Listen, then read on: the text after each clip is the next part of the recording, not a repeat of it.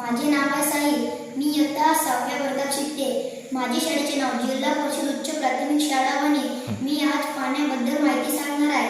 त्यात एक माहिती आहे व त्यांचे कारण व अस्वच्छ पाण्याची कारणे आहे व त्याचे उपाय.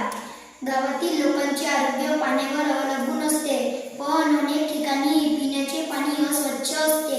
नाल्यांचे पाणी विहिरीत मिसळणे, पाणवठ्याजवळ कचरा टाकणे, जनावरांना तलावात धुणे यामुळे पाणी दूषित होते.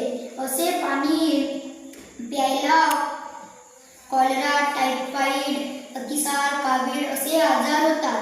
अस्वच्छ पाण्यापासून बचाव करण्यासाठी पाणी उकळून प्यावे, क्लोरीन किंवा फिटकरी वापरावी, गावातील नाले स्वच्छ ठेवावेत आणि कचरा योग्य ठिकाणी टाकावा. ग्रामपंचायतीने शुद्ध पाण्याची व्यवस्था करावी. लोकांना स्वच्छतेबाबत जागरूक राहावे. अस्वच्छ पाणी म्हणजे आरोग्याचे प्रतीक आहे, म्हणून सर्वांनी मिळून गावातील पाणी स्वच्छ ठेवावे हे आपले कर्तव्य आहे.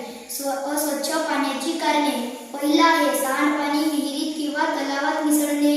दुसरा आहे घाण व कचरा पाणवठ्याजवळ टाकणे. तिसरा आहे जनावरांना पाणवठ्याजवळ आंघोळ घालणे. चौथा आहे औद्योगिक व रासायनिक पदार्थ नाल्यात सोडणे. पाचवा आहे उघड्या जागेत मलमूत्र विसर्जन करणे व त्यांचे उपाय.